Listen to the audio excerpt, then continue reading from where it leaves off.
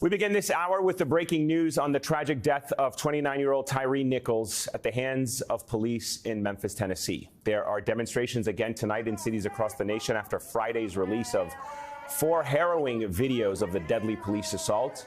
This comes as the Memphis Police Department announced it has permanently deactivated its so-called Scorpion unit. That's the group all 5 of the officers involved in Tyre Nichols' death were members of.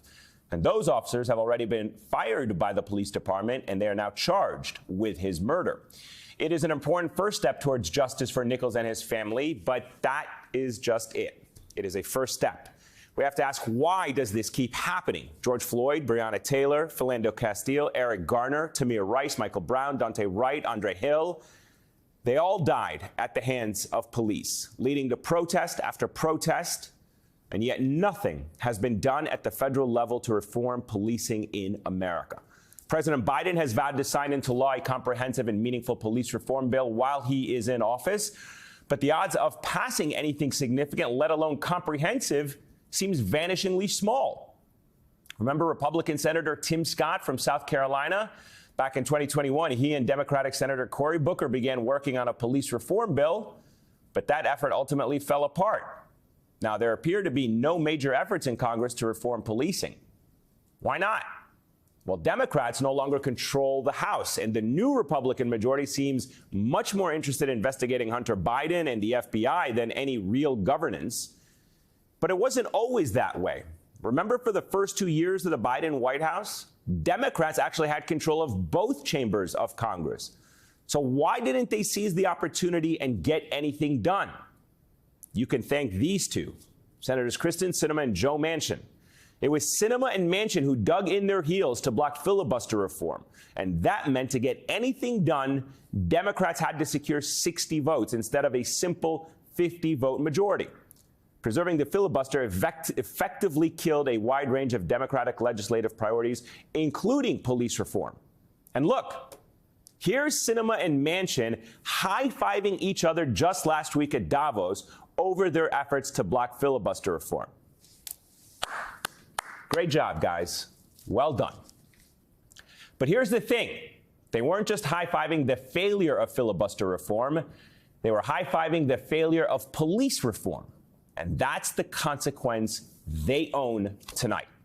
Joining me now is California Congresswoman Maxine Waters. Congresswoman, thank you so much for being here. I want to start with your reaction to the death of Tyre Nichols at the hands of Memphis police.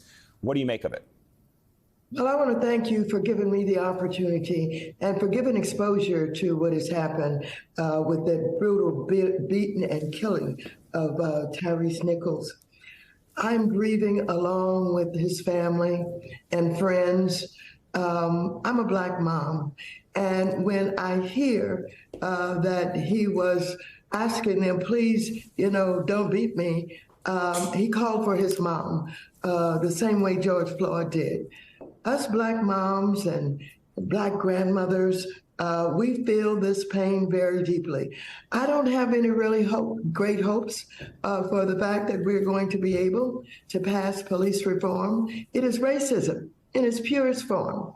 How can you not be outraged by the killings of human beings when you see that they have been beaten, the chokehold has been used, a knee has been placed on George Floyd's neck, when you find that going back to Rodney King, the vicious beatings that took place, how difficult it was to try and get justice then. And so it's a struggle. And it's a fight, and they want us to be quiet.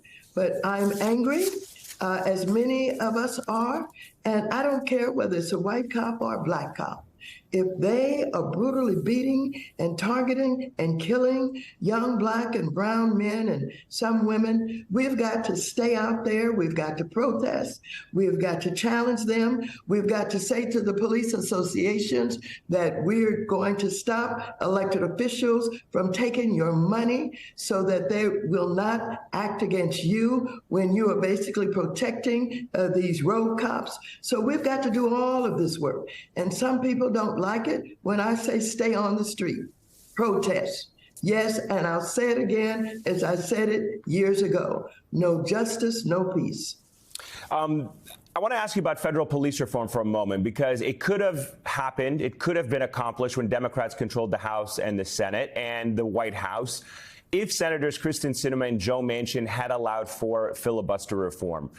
What do you have to say to them now? Because police reform and voting reform were the two issues that people across this country, certainly Democratic activists, were using as examples as to why the filibuster needed to be reformed. These were life and death situations that people needed to have passed, and they blocked it.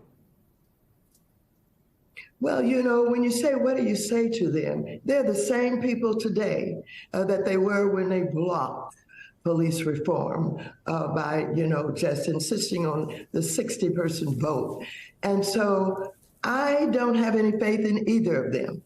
I don't trust them. I don't believe that they're going to change. And so I think it is only when the people of this country organize and really deal with local elected officials who control their budgets, to deal with not allowing them all of the overtime some of them get that don't really deserve it, when they understand that they must elect police chiefs that are willing to punish and they're willing to do what we just saw happen in Memphis. I don't think that they are going to change. They're just whom they are, and they're not going to change at all. I know that you know, politicians try to sound optimistic as much as they can, but right now with the leadership that we see in the House, is there any path forward for police reform in Congress after this latest tragic killing? Give it to us straight. It's the Marjorie Taylor Greene Republican caucus. And you heard what McCarthy said. He said he just loves her and that he's going to do everything he can to protect her. And she's saying in so many ways and words, and I own him. And so I don't expect anything from them. We're going to try to do everything that we possibly can. But I think, you know, the average American person can see what is going on. We have these right-wing conservatives who are, you know, we have domestic terrorists in the House of Representatives. These people are extremists. And so I'm not optimistic that that's the way it's going to happen until the people of this country really decide that they don't want it and they're not going to elect people who act in the fashion that they act. I want to turn now to what has been going on in Congress politically. House Republicans demanding spending cuts as a price for lifting the debt ceiling. They have yet to come up with a plan. Certainly, I haven't seen one. I don't know if you've seen one. What do you make of where this is going right now?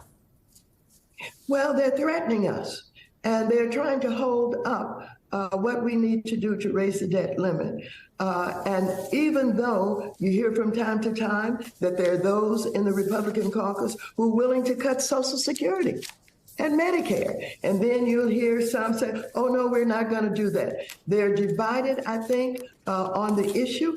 I know McCarthy would like to negotiate these cuts. They don't even know what the cuts are totally. But we do know that we're going to stand up for Social Security. We're going to stand up for Medicare. We're going to stand up for the seniors. We are not going to let this economy be destroyed by these people who don't care what they're doing. They claim to be patriotic, but really they're putting our economy at risk. We've got to pay our bills.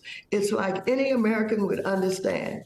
You have to pay your bills. If you don't, you get identified as a bad person to give credit to. And that's the same thing it is with the government.